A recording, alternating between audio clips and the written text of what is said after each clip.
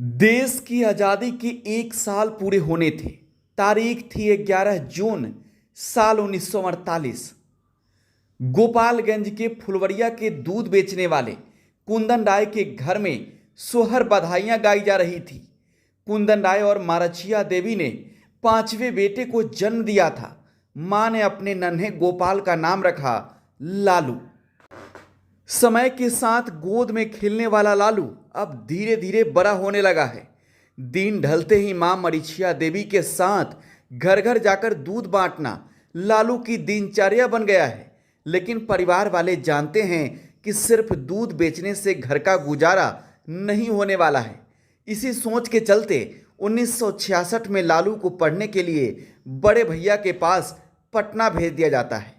पटना में लालू के भैया बिहार वेटेनरी कॉलेज में चपरासी का नौकरी करते हैं और अब यहीं उनके पास रहकर लालू बीए की पढ़ाई करने के लिए बिहार नेशनल कॉलेज में एडमिशन ले लेते हैं। कॉलेज में रहकर लालू की दिलचस्पी छात्र राजनीति में बढ़ने लगती है। गांव में घर घर जाकर दूध बांटने वाला लालू अब हजारों लोगों के सामने भाषण देने लगा है। साल बीतने के साथ ही लालू पटना यूनिवर्सिटी के स्टूडेंट यूनियन के जनरल सेक्रेटरी बन जाते हैं। इस दौरान घर वाले को लगा कि लड़का बड़ा हो गया है तो क्यों ना उसके हाथ पीले करवा दिया जाए। एक दिन कहानी के हीरो यानी कि लालू के घर कुछ लोग उनके रिश्ते की बात करने पहुंचते हैं। ऐसे में यहां आमतौर पर लोग सज धज कर ससुराल वालों के सामने आना पसंद करते हैं। वहां लालू एक साधारण धोती और बनियान में उन लोगों के सामने जाकर खड़े हो जाते हैं। लड़की के पिता को लालू का वह साधारण रूप बेहद पसंद आता है। वह पहली नजर में ही इस रिश्ते के लिए राजी हो जाते हैं। अब घर वाले तो मान गए थे, लेकिन हमारे हीरो को कैसे पता चले कि जो लड़की चुनी गई है वह उनके लिए सक्षम भी है या नहीं। इसी बात का पता लगाने लालू अपने करीबी दोस्त को चुपके से लड़की के गांव भेज देते हैं। कुछ दिन गांव में बिताने के बाद लालू का दोस्त उनके पास वापस आता है और बताता है कि लड़की का नाम है राबड़ी और वह उनके लिए एकदम परफेक्ट है। लेकिन हर कहानी की तरह इस कहानी में भी कुछ मुश्किलें आना भी बाकी थी। दरअसल लालू के लिए चुनी गई लड़की अमीर घराने से थी। वहीं लालू के चाचा को जब इस बात की खबर मिलती है कि उनकी भतीजी की शादी ऐसी जगह की जा रही है जहां रहने के लिए पक्की छत तक नहीं है, तो वह शादी से इनकार कर देते हैं।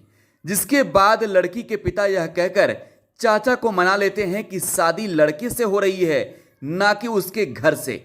नसीब अच्छा रहा तो रिश्ते के साथ साथ घर की छत भी पक्की ही हो जाएगी। 1 जून 1973 को लालू यादव की राबड़ी देवी से शादी हो जाती है। शादी की रस्मों रिवाजों के चलते राबड़ी गौना के लिए वापस घर आ जाती है और लालू भी पटना लौट जाते हैं। साल बीत जाता है जब वह दौर आता है जब जयप्रकाश नारायण ने संपूर्ण क्रांति आंदोलन की घोषणा की है। 18 मार्च का दिन लालू को पता चलता है कि पत्नी राबड़ी गौना की रस्म कर वापस ससुराल आ गई है। वह पहली बार अपनी दुल्हन को देखने वाले हैं। खबर सुनकर लालू के चेहरे पर खुशी कम चिंता ज्यादा दिखाई देती है। लालू राबड़ी से मिलने पहुंचते हैं और कहते हैं, मुझे माफ करना, मैं तुम्हें अभी ज्यादा वक्त नहीं दे पाऊंगा। मैंने आंदोलन में हिस्सा लिया है और अगर मैं वहां नहीं पहुंचा तो लोग मुझे डरपोक और भगोड़ा कहेंगे। मुझे जाना होगा, तुम अपना और परिवार का ध्यान रखना। इतना कहकर लालू वहां से चले जाते हैं। पटना में चारों ओर नारेबाजियां हो रही हैं। पुलिस लोगों पर लाठीचार्ज कर रही है। लालू रैली में सबसे आगे हैं। तभी पुलिस की गोली चलती है और सब ब्लैकआउट हो जाता है। कुछ समय बाद लालू के घर खबर पहुंचती है कि लालू रैली के दौरान पुलिस की गोली द्वारा मारे गए। घर में सन्नाटा पसर जाता है। कैमरे का फोकस नई नवेली दुल्हन राबड़ी पर होता है। इसके कुछ दिनों के बाद राबड़ी घर के कामकाजों में लगी होती है। तभी एक अनजान शख्स उनके सामने आकर खड़ा हो जाता है। राबड़ी के द्वारा उनका परिचय पूछा जाता है। वो बताते हैं कि लालू यादव जिंदा हैं, उन्हीं ने इन्हें यहां भेजा है और आप चिंता ना करें, वह जल्द ही आपसे मिलेंगे। इतना सुनते ही राबड़ी मानो खुशी से पागल हो उठती है। इसी दौरान यह खबर पुलिस के कानों तक भी पहुंचती है। पुलिस लालू को ढूंढ निकालती है और उन्हें जेल जाना पड़ता है। लालू अपनी नई शादी को बिल्कुल भी समय नहीं दे पाए, लेकिन राबड़ी देवी ने इस बारे में उनसे शिकायत नहीं की, बल्कि हमेशा साथ दिया।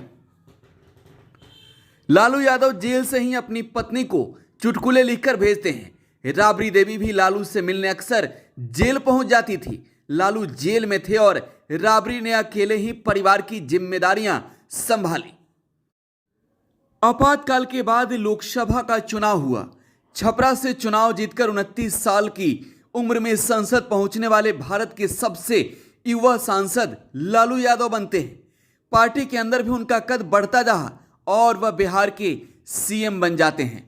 यहां फिल्म नायक की कहानी दोहराई जाएगी कि कैसे सीएम शराब के ठेकों पर खुद छापा मारते हैं, न्याय के लिए आवाज उठाते नजर आते हैं। अखबारों में आए दिन सीएम की पत्नी की घर में पोछा लगाते हुए, आम जनता की तरह अन्य कामकाज करते हुए फोटो छपने लगती है।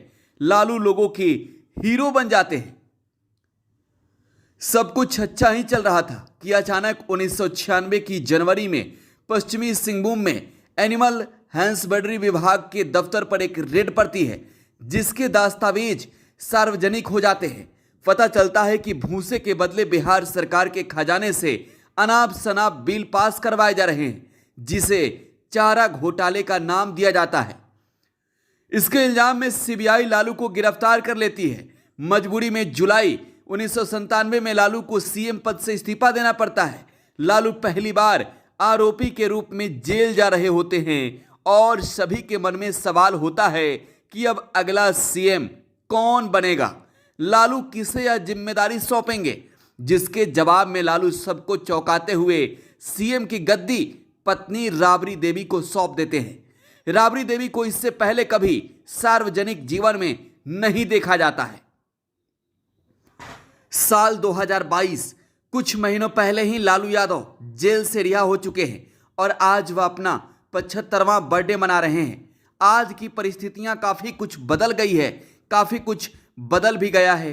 परिस्थितियां अलग है, लेकिन पिक्चर अभी बाकी है। ब्यूरो रिपोर्ट, टुडे बिहार में।